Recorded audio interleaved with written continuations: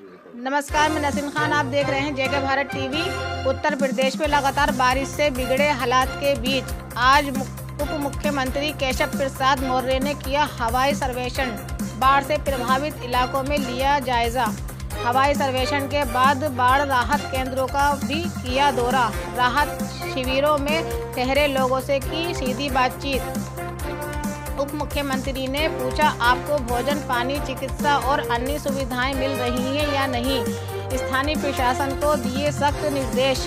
बाढ़ पीड़ितों को हर हाल में मिले राहत और सुरक्षा। सरकार ने दावा किया, प्रत्येक प्रभावित परिवार तक राहत पहुंचाई जा रही है। ताज़ा अपडेट और ग्राउंड रिपोर्ट के लिए जुड़े रहिए जेके भारत टीवी के साथ। बाढ़ क्षेत्रों का दौरा किया है, राहत कैंपों का दौरा किया है, अभी बैठक भी लेंगे।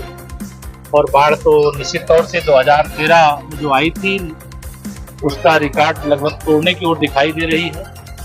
बहुत मोहल्लों में भी पानी पहुंचा है, बहुत सारे किसानों के खेत भी डूबे हैं और बड़ी संख्या में राहत कैंपों में लोग आकर के रह रहे हैं। सरकार ने राहत कैंप में जितने लोग हैं उनके खाने की, उनके रहने की, उनकी दवाओं की, उनकी अन्य जरूरतों की तत्काल व्यवस्था ठीक ढंग से करें, इसका निर्देश दिया गया है।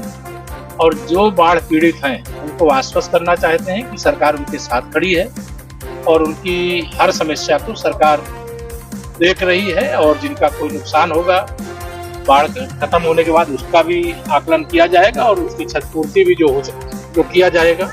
लेकिन हमारी सरकार का एक सूत्री या प्रयास है कि बाढ़ जहाँ पर भी है राहत वहाँ पर है और ये हमारी प्राथमिकता है। कितना बड़ा क्षेत्र है? क्षेत्र तो बहुत, मैं तो लगातार पूरा इधर करेली वाला क्षेत्र, पश्चिमी क्षेत्र भी है, दक्षिणी क्षेत्र भी है, उत्तरी क्षेत्र भी है, फूलपुर विधानसभा, कंचना विधानसभा क्षेत्र, आपामऊ विधानसभा क्षेत्र। अभी प्रयागराज के दृष्टिकोण से मैं कहूँ तो यह सारा इलाका बहुत प्रभावित है। कई क्षेत्र तो टापू की जैसी स्थिति में आ गए और सभी जगह लगभग राहत पहुँचाने के लिए नावों का भी प्रबंध है, राहत सामग्री का भी प्रबंध है और सभी जरूरी कदम उठाने के लिए। देखिए, श्री अखिलेश यादव जी मतलब कहीं एक नादान बच्चे की तरह लगते हैं जब वो ट्वीट करते हैं। 2012 से 2017 उनकी सरकार थी। केवल प्रयागराज की दुर्दशा की उनको पिक्चर दिखा देंगे ना तो इसी गंगा जी में सरमत से डूब जाएंगे। उनको ये नहीं संकोच लगता है कि प्राकृतिक आपदा ये कोई सरकार की बस की बात नहीं होती है। लेकिन सरकार राहत के लिए मतलब पीड़ित लोगों के साथ कड़ी कंधे से कंधा मिलाकर भारतीय जनता पार्टी का हर कार्यकर्ता सेवा में लगा हुआ। लेकिन समाजवादी पार्टी क्योंकि गुंडों, अपराधियों, माफियाओं, दंगाइयों की भ्रष्टाचारियों की पार्टी है। राहत सामग्री नहीं मिलती थी सपा की सरकार के समय, लोग बाढ़ में डूब रहे हैं, राहत सामग्री बेच करके खा जाते थे भ्रष्टाचारी।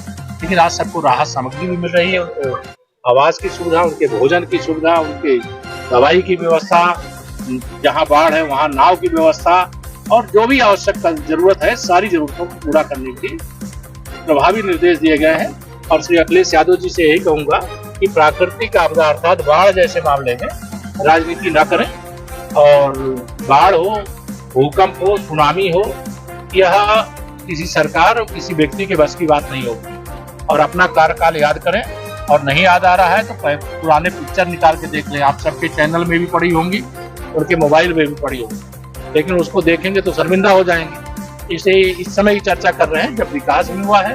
आज नगर क्षेत्र में बाढ़ का पानी अगर प्रवेश करता है तो मैं यह देख रहा हूँ कि नगर निगम की पूरी टीम लग करके उस पानी को तत्काल निकालने का जितने कम समय में निकाला जा रहा है। मैं भी इस प्रयागराज का हूँ और मैं जानता हूँ कि व्यवस्थाओं में बहुत बड़े पैमाने पर सुधार हुआ है और हम लोगों का लगातार प्रयास है कि बाढ़ के संकट से प्रयागराज पूरी तरह से मुक्त हो और उस दिशा में हम लोग काम करते हैं। स्कूल कॉलेज भी बंद करे गए हैं। हाँ, 3 दिन के लिए स्कूल कॉलेज भी इसलिए बंद किए गए हैं कि बहुत बड़ी संख्या में ऐसे भी बच्चे हैं जो प्रतियोगी छात्र हैं, पढ़ने वाले बच्चे हैं, जो बाढ़ग्रस्त क्षेत्रों में किराए पर रहते हैं। अब वह कोचिंग नहीं जा सकते, वो कॉलेज नहीं जा सकते, बच्चे छोटे छोटे विद्यालय नहीं जा सकते। तो जो जरूरी है जिला प्रशासन उसके लिए परिस्थिति के अनुसार निर्णय लेता है और यह निर्णय लिया गया जहाँ ऐसी कोई समस्या होगी तो समस्या को दृष्टिगत रखते हुए फैसला लिया।